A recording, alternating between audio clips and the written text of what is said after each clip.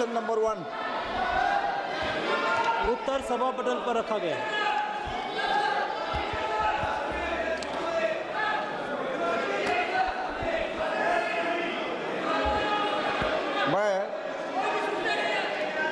माननीय सदस्यगण प्लीज, अखिलेश जी इनको बिठाइए प्लीज, एक मिनट बैठिए बैठिए, प्लीज सुनिए, बैठिए मणिकम जी बैठिए। माननीय सदस्यगण, ये प्रश्नकाल है और मेरा आग्रह आपसे निवेदन है कि हमें संसदीय परंपराओं को उच्च कोटि बनाने का प्रयास करना चाहिए और प्लीज और ये मिथक तोड़ना चाहिए कि सदन के प्रथम दिन सदन के अंदर व्यवधान पैदा होगा।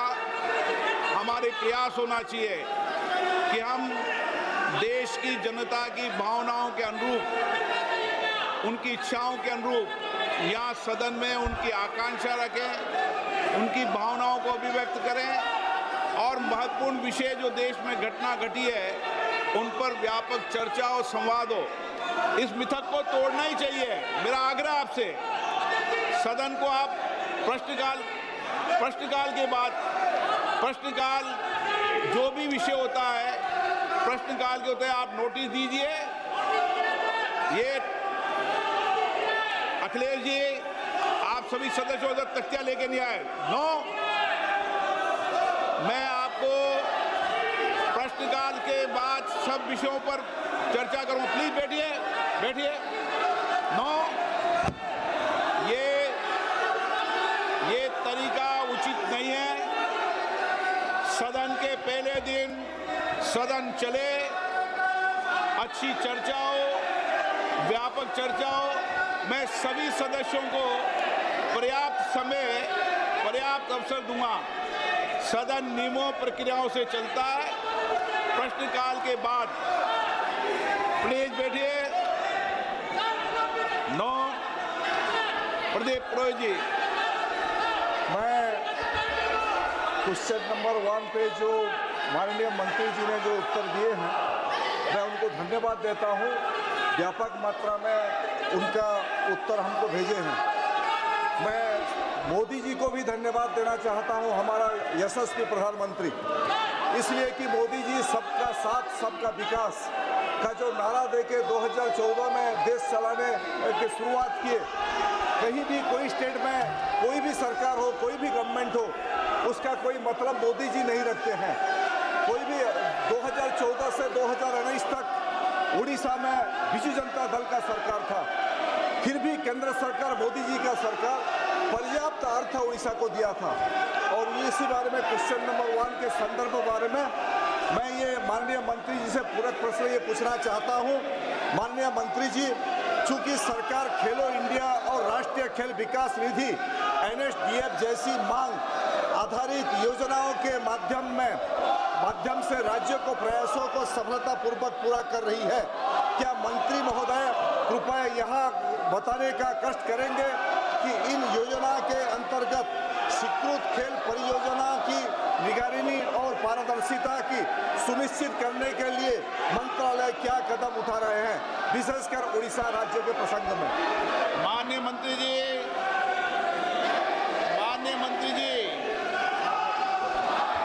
अध्यक्ष महोदय, मैं आपके माध्यम से सदस्य जी को बताना चाहती हूँ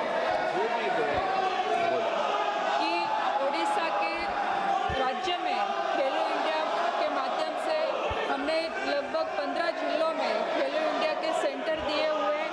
वहाँ पे हमारा खेलो India state centre of excellence भी शुरू है और उसके बावजूद खेलो इंडिया की अलग अलग योजनाएं भी हम वहाँ पे प्रारंभ कर चुके हैं।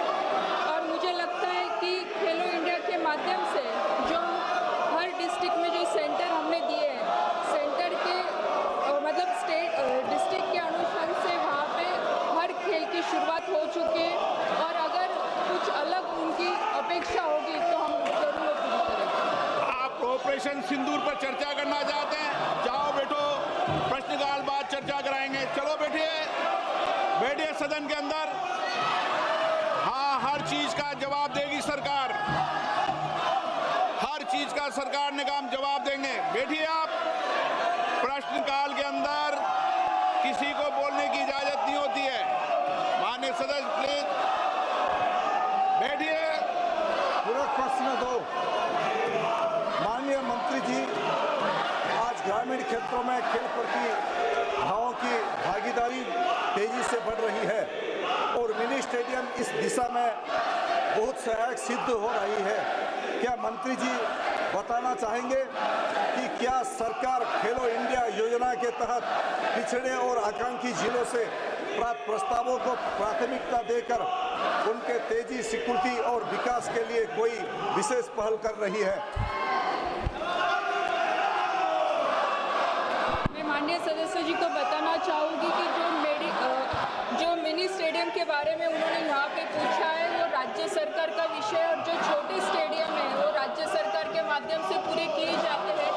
जो केंद्र सरकार के माध्यम से जो बड़ी मांग जो आती है, जो स्टेट गवर्नमेंट को जो सपोर्ट के लिए लगता है, वो राशि हम वहाँ पे उपलब्ध करवाते हैं। लेकिन जो डिस्ट्रिक्ट में जो छोटे सेंटर जो चाहिए वो राज्य सरकार के माध्यम से पूरे किए जाएंगे। Doctor Amar Singh, no. आप प्रश्नकाल जैसे महत्वपूर्ण विषय पर जवाब मांगते हो, सरकार जवाब देने को तैयार है। ये सदन है, नारेबाजी करने के लिए आप सदन के बाहर जाओ। सदन में नारेबाजी करना उचित नहीं है। सदन में नियमों से सवाल उठाओ, सरकार जवाब देगी। प्रश्न संख्या 3, विजय कुमार दुबे।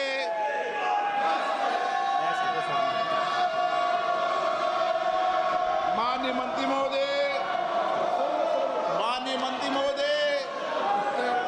दुबे जी है, पूछ लिया मंत्री जी, उत्तर सदन के पटल पे रखा है। माननीय सदस्य। माननीय अध्यक्ष जी, आपके माध्यम से मेरा माननीय मंत्री जी से प्रश्न है। चूँकि पीएम इंटर्नशिप योजना का लाभ विशेषकर देश के किनारे बसे उन पिछड़े जिलों के लिए अति महत्वपूर्ण है जहां की कोई औद्योगिक व्यवस्था नहीं है। असहाय परिवार के युवा यदि कठिन परिस्थितियों में हाई स्कूल इंटर कर लिए तो भी उनको मजबूरीवश मजदूरी करना पड़ता है। अतः क्या माननीय मंत्री जी ऐसे ही जिला कुशीनगर, गोरखपुर ऐसे पिछड़े जहां गत वर्ष मात्र कुशीनगर में 20 बच्चों का स्कोप मिला था, कि माननीय मंत्री जी से मेरा प्रश्न है, ऐसे पिछड़े जिले कुशीनगर और अन्य जगह स्कोप को बढ़ाने की व्यवस्था सुनिश्चित करेंगे? आदरणीय अध्यक्ष महोदय, प्रधानमंत्री इंटर्नशिप स्कीम आदरणीय प्रधानमंत्री नरेंद्र मोदी जी के नेतृत्व में देश के 1 करोड़ युवाओं को 5 साल में 1 करोड़ युवाओं को 5 साल के अंदर इंटर्नशिप देगी, जिसमें 10वीं 12वीं ग्रेजुएट तक के जो युवा हैं वो पार्टिसिपेट कर पाएंगे। और वो पहले जो पायलट दिया गया है वो देश के 36 राज्यों में इसका विस्तार हुआ और उसके अंदर 1,81,000 कैंडिडेट्स ने अप्लाई किया और उसके अंदर 1,34,000 एप्लीकेंट शॉर्टलिस्टेड हुए, जिसमें उनको ऑफर्स दिया 82,000 युवाओं को ऑफर